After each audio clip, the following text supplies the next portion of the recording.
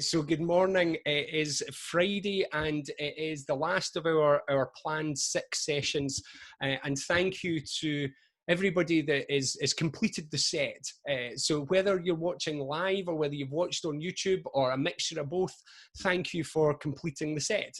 That's fantastic. And I hope that you've been enjoying them. I hope that they've made a lot of sense, and I hope that they've given you lots to think about, and maybe ways to think about yourself or people that you love or people that you care for, or whoever it is that as we've gone through that they have been useful. But we've still got another half hour to go, and one of my most favourite things to talk about today, I'm going to, in the background here, I'm just going to open something up actually, because what I might do is I might even actually share a screen with you later on. Not that there's very much to show you on it, but it'll make a lot of sense when we get to the end of today. Just as always, if you've not tuned in and this is your first one, hi, I'm Brian. There's another 5 of these to watch, and all of the lives, including this one, and maybe you know that already because this is where you're watching it, is on the Scottish Aquaculture Innovation Centre YouTube channel. So if you want to see other ones, if this is your first one, then please feel free to pop over there and you'll find them all. And so you can watch them again, you can watch little bits, you can even show other people if that's particularly what you want to do, and you can go, look, watch this. I think even, and by the way, for any of you that are mums, dads that own teenagers, or if you happen to have, you know, a teenager lying about somewhere, things like that, you go, that's just like them. Or if it's like your husband, your wife, your partner, your mum, you might even just want to show them 5 or 10 minutes. Some people think that half an hour is quite a big commitment. So you just go, look, just watch this 5 or 10 minutes, because I think it really sums up what's going on in either maybe your head or their head, but let's see where it goes. As a summary of, and a very quick summary, because we've got a lot to cover today, of what we've done over the 5 sessions, just so that you can realise just how much you've learned. I mean, it's only been ultimately 2.5, about to be 3 hours, and you've learned so much stuff about mental health in your mind. We started off, obviously, by talking about this idea of how thoughts cause feelings. That then moved on to this idea of the bubble, and the fact that actually the thoughts that you have about the things that happen are caused by and are created, if you like, by the moments that make us in our lives, all these bits of memory that all stack together, both the drip feeds, if you remember, which were the ongoing small things that changes over time, sometimes massively positively as well, and then the big bangs, the boom, the big things that come along, and they sometimes blindside us in terms of being the negative things, but sometimes they're just these amazing moments in life that we'll never ever forget. We then moved on to the idea of motivation, and the fact that what all of this creates then is this feeling inside you, and you get taught over all of your life about what you value. Things like security or independence, communication, respect, trust, honesty, all of these different things that drive you to be able to make decisions in all these different areas of your life. And then just on Wednesday there, in number 5, we talked about the idea of being normal. What's your normal? And I'm hoping that some of you took my homework on. I'm hoping that some of you have changed something, you know, like all of a sudden there's a plug socket that's now attached back into the wall, or a light bulb has been changed, or I don't know what it is. Maybe you've fixed a scratch in your car like we talked about on Wednesday. I don't know what it is. Maybe you've tidied something. You've tidied that drawer that I talked about. You've done something. I don't know what it is. But whatever it is, I'm sure it's made a big difference, and it's a good thing that you've done it, whatever it may be. But now we're going to move on to, in our last session, is to talk about change and how we make change stick. Because what we've talked about in the previous 5 sessions, I mean, we've talked about change, we've talked about how you can change your thoughts and how you can tweak your bubble, how memories maybe aren't as fixed as you think they are, how your values really drive you, all of this different stuff. And when we talked about normal, one of the ideas about things about normal is, as I said, is that quite often you don't even notice it's happening. You don't realize that it's even there because it's just normal. You remember, as I said, mild swear word alert, but same shit, different day. And it just kind of comes out, and it's just these things that happen, and we take them for granted and we don't challenge it. And sometimes we really need to challenge it. But even when we do challenge it, sometimes we still find that when we try and make change happen, it doesn't stick. Like it's like changes for a wee bit, and then what happens is it all goes back to how it was before. And the question is, why? Why does that happen?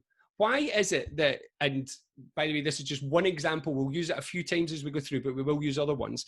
But why is it that Weight Watchers are such a successful company? Why is it that Scottish Slimmers are such a, why is it that all these diet companies are such successful companies? Because surely the way that our brain works is, I know we talked about efficiency the other day, but if we learn the rules, you know, and somebody teaches you, you know, this is what you do, and this is how you watch a calorie, and that's what we really, really want. Surely we are now all sitting here watching this with the perfect body that we've always wanted, sitting here, the perfect shape, the perfect weight, the perfect level of fitness. And what we're going to have for dinner tonight is we're going to have a lovely broccoli-based salad. And we're not going to drink pizza and beer. Drink pizza. You get what I mean. Just let me away. We're at session 6. I think we know each other now that we're not going to pull each other up for me saying that we're going to drink pizza. Anyway, you get my general drift. Sorry, I got a new phone the other day because my phone broke and I forgot to put the vibrate off, and I'm worried that every time it goes, you're going to be able to hear it through the mic. So I just had to shift it out of the way. So why is that? Why does that happen? Why sometimes do we get pissed off with life and we commit to the fact that we're definitely, this time it's definitely going to be different? And it is for a little bit, and then it's not. Why does that happen? Well, the reason that it doesn't happen is because most often, actually what we're all doing is we're making what I call the 3 normal mistakes. There are 3 mistakes that we all fall into that we think are going to create big change, but actually they very rarely do. They sometimes do, but only because they impact on something else. We'll come to that a little bit later. That's when we get a little bit complex into this. But keeping it simple, we make the same 3 mistakes again and again. Everybody makes the same 3 mistakes. And not only that, but these 3 mistakes happen in an order where there's an easy one to make, which is the one that's the easiest to do. Then there's the next one up, and then there's a third one that almost sits at the top of the pile of at least the best mistake that you can make. Like, it's a decent quality mistake. At least if you get there, at least you've done a bit. But, you know, anyway, let's start at the bottom, shall we? So the first mistake that people make is that what they do is that they just try and change their world. And you would think that when I say, let's change the world, that I mean, let's change the world. But I don't mean that at all. What I mean is that you actually try and change your world. For instance, if you did tidy that drawer or fix that little bit of wallpaper, which by the way are great things to do, attach the plug socket back in the wall, change the light bulb, whatever it was for you, whatever you did, tidied out your sock drawer, threw out all those old clothes that you don't wear anymore. Amazing how much energy that takes up, by the way. And just clearing that out, it just feels great, but it doesn't feel great for very long. Because when you do all these things, all you're doing is just changing your world. It's like retail therapy. You know, in a day when we could go shopping, I love shopping. Some people think that I'm a bit strange as a guy to like shopping, because most guys about my age go, oh, I hate shopping. I just go out with the wife. She buys everything for me. Not me. I'm like, yoo-hoo, let's go to Fraser's. Let's go to Ted Baker, one of my favorites, built for big, tall, skinny guys. It's great. Fantastic. Oh, I just remembered I was going to tell you a story today. Sorry, that just popped into my head. Right, I have to remember that. Anyway, we'll get to that.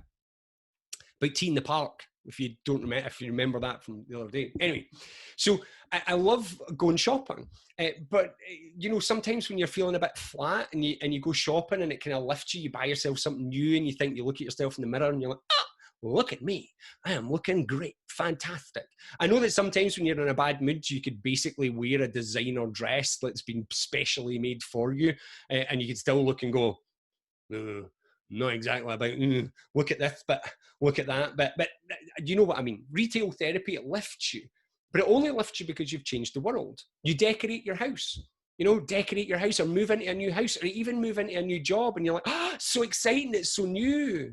Remember I said that normal is like it's almost like a metronome. It's like a wee rhythm that just pulses away just at the back of your head, the back of your life. Normal just comes back in.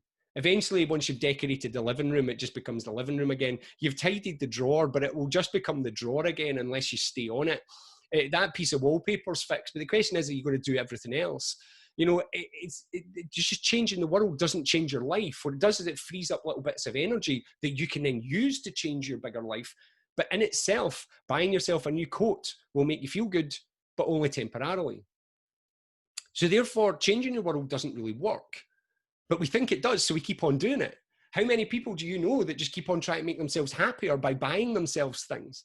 But it never works. Or constantly changing their relationship, or changing their job, or even changing their house. But it just doesn't work. So what do we do next? Well, the next thing we do is we find some rules. We need to find a teacher. So basically what we do is we go, look, I'm totally lost. Somebody help me. Now, in itself, that's a good thing to do. Sorry, maybe drink a tea. In itself, that's actually a very positive thing to do, to find a teacher, to find someone that can help you. But what we start doing is we start following somebody else's rules. And what I call this is doing what you should. So you basically start doing lots of shoulds. I should be this. Loads of you will be doing this during lockdown. I should be keeping fit. I should have learned at least 4 languages by now. I should have learned to bake. I shouldn't be watching as much television. I should be fitter. I should be this. I should be that. I should. The problem with should is that you're following somebody else's rules. And actually, for a lot of people who are doing what they should, they can't actually be bothered doing it. This is a classic diet one, by the way. They can't be bothered doing it. They really want to eat pizza and drink beer, or drink pizza as the case may be from earlier. They really want to have the chocolate fudge cake. They can feel it inside. They don't actually really want to do it. This might be, pokey stick moment. One of the biggest, by the way, there's another pokey stick moment coming up later on, by the way, that's a giant one. Hold on to your seats, okay? So it's an absolute belter. But for this one, a pokey stick, genuinely, I say to many people who approach me for weight loss help, you know, like just programming the head into weight loss. Not one of my favorite things to do, because I've got to admit it's not a lived experience of mine. So therefore, I understand the theory, but I've never lived it. I've got a slightly different attitude to that, which is not helpful, being a big, tall, skinny guy. But anyway, one of the things I always say to them is, convince me that you actually want to lose weight. Because I think you don't want to lose weight. I think you don't really care. I think that actually where you are inside your head at the moment is that actually, if everybody would leave you alone and you didn't feel so judged, you would sit and drink beer and eat pizza, and you would be perfectly happy with it to a level. But actually, the real problem is actually higher up, because really the real problem is a self-esteem or confidence problem. It's not about just following a diet. What you have to do is you have to actually deal with the self-esteem and confidence issue. And then when you deal with that, then you won't have to do what you should, because actually what you'll start doing is what you want. And that's a completely different thing. Does this make sense? Sorry for the pokey stick. If any of you are going, oh my God, like he's talking to me. Apologies for that. I'm sure you're all fit, healthy, and brilliant. But that's basically how it works. People go out and they follow these things. They try and stop smoking because they should, but actually they want to. They try and change their lives. They go to, how many of you have ended up, for instance? I'm hoping, in fact, in a business like this, in an industry like this, I'm hoping that this isn't true, because you have chosen a very, very specific career path that has taken you down a line into aquaculture. And that would suggest to me that you chose your degree carefully. But how many people do you know that have ended up in college, university, jobs that they did because they should? Because mum and dad told them to. We do a lot of work in various schools. And the number of schools that we go into, especially in affluent areas, especially in high-performing schools in affluent areas, and we meet all these young people who tell us what they want to do, but what they find is that mum and dad have said, no, there's not a job in that. I want to be an actor. I want to go to drama school. No, you'll go and become an accountant. And what happens is they end up doing what they should rather than what they want. And as we know, it tends to end up to people being generally unhappy. You see, the problem with doing what you should as a mistake is that because you're following someone else's rules, your normal is going, don't want it, don't want it, don't want it, don't want it. And at the background, it's just going, no, don't want it. It's almost you're fighting yourself constantly to try and keep on doing what you should. And eventually that's going to get tired, and your mind will get tired, and then this will just click back in and it'll go, thank you, I have won. And if not, then you'll end up tired and stressed. The third normal mistake, and the last of our 3 normal mistakes, And I've just realized the time I get right into talking about the mistakes, because people tend to sit there going, oh my God, that's totally me. And I'm delighted if that is you, if this is, because by the way, I do these, can I just say, I spent the whole of last year pretty much doing what I should and following rules that I shouldn't have been following. And I've been doing this for years. So don't think that I'm sitting here as some sort of model of perfection that goes, oh, me, I never do what I should. Honestly, it was a year of firefighting and very stressful. And I train this. I've been training this stuff for years, and I couldn't hear that the fact that actually when I was doing it, I was talking about myself, because it was just my normal. I just have to keep going. But I'll talk about why that happened a little bit later. The third normal mistake is when we settle. And basically the way I put that is we settle for second best. So we go, do you know what? This is good enough. Because you know what? I don't, and these all point towards, by the way, a lack of self-esteem and confidence. I don't deserve that. I can't get that. See that thing that person has? See how they're dead happy and they have happiness in life and they have a job that fulfills them, that they do, that they're really, really passionate about and that they totally love? That'll never happen for me. So do you know what? I'm quite happy here. See that relationship where they don't fight all the time, and where they look really in love, and where they walk down the road hand in hand, and where they just look dead happy and they cuddle like really often. And it's just like, I look at it and I go, oh, I wish I could have that. I can't have that, because so do you know what I'm just going to be happy with what I've got. Where are you settling for second best? Where is your normal become the point where actually you've pushed it to be okay? I mean, you've not put up with all the crap like you would do if it was just down the bottom, but it's still not good enough. And what you've ended up doing is just settling and going, this will be fine. The number of people that have just gone, do you know what? I've decided I'm just going to be fat for my life. That's just the way that I am. I can't do fitness. I'm never going to be healthy. When actually inside they don't like the fact that they can't walk up the flight of stairs, or the fact that physically they're starting to feel the effects, or that sometimes when they go on holiday, they don't feel comfortable in their clothes. They hate it all. But it's easier just to stay here. Easier just to settle for second best. But how do we change it? Well, now there's another 3 levels. And these are the 3 levels where we create massive change. Like if you ever want to change your life, what I'm saying to you is you want to focus on these 3 levels that I'm about to talk about. I do this because quite often it's drawn as a pyramid. But if I show you my slide in a few minutes, once we've finished this so you can see the whole model, funnily enough, it's not a pyramid. It's shown as a set of ladders. But you get my point. So what's the first level? Well, actually, we spoke about it on Monday, because the first level is about being true to your values. I call it being true to you. What is it that you truly want, and are you getting it at the moment?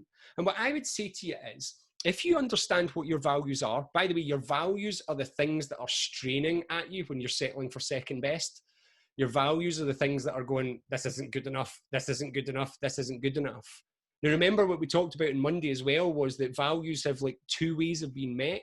You've got like short term, where you can meet a value just like instantly. So let's say I have a huge value maybe of having loads of fun, right? So my value is having fun. I could quite happily sit here tonight and I call it fun to get absolutely smashed out my face on 2 bottles of red wine. Would that be fun in the moment? Yeah, but long term, is it fun? No, not at all, especially not if it becomes a normal. But if fun is like feeling energetic and feeling loose and feeling like somebody who can, entertain or join in with people, then actually that might be just joining like getting a hobby where I get to meet people, or